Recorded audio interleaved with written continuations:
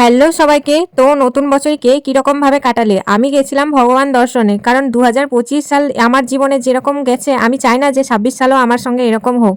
তো সকাল সকাল ঘুম থেকে উঠে রেডি হয়ে চলে এসেছি। আজ যাব হচ্ছে বিচন্দ্রপুর। তো সকাল সকাল ঘুম থেকে উঠে চলে এসেছিলাম, আর তারপর যাচ্ছিলাম তারাপীঠের দিকে। তো তারাপীঠে দেখছি এত ভিড় আর এত জ্যাম, মানে অনেক গাড়ি এখানে জ্যাম হয়েছিল। লক্ষ লক্ষ মানুষ এখানে দাঁড়িয়েছিল তারা মায়ের দর্শন ও পুজো দেওয়ার জন্য। আমিও দেখছিলাম, কারণ একটু পর আমিও মায়ের দর্শনে এখানেই আসবো।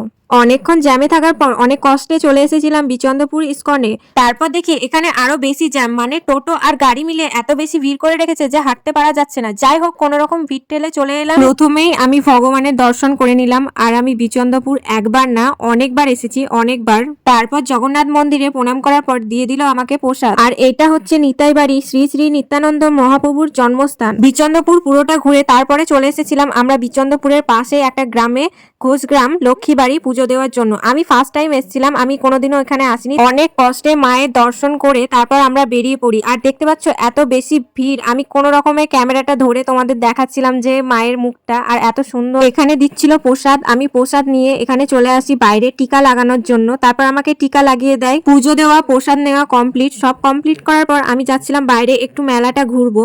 আমি ফার্স্ট টাইম মেলায় দেখলাম যে মিষ্টি বিক্রি হচ্ছে। আমি কোনোদিন এরকম দেখিনি, আমি প্রথমবারই দেখলাম। সারাদিন এত ঘুরেছি যে বিচন্দ্রপুরে ভোগের টিকিট পাইনি। তারপরে আমরা একটু মুড়ি খেয়ে চলে আসি তারাপীঠে। তারা মায়ের দর্শনে তো চলে এসেছি। তারপর ভাবছি যে মায়ের দর্শন পাবো তো, কারণ এত বেশি ভিড় ছিল সেই দিন। আমি একটা থাম্বার উপর উঠে এক ঝলক মাকে দর্শন করি, তারপর আমার মনটা অনেক শান্ত হয়ে যায়। লক্ষ লক্ষ মানুষ দাঁড়িয়ে আছে মায়ের সন্ধ্যা আরতি দেখার জন্য। তারপর আমরা বাড়ি চলে আসি।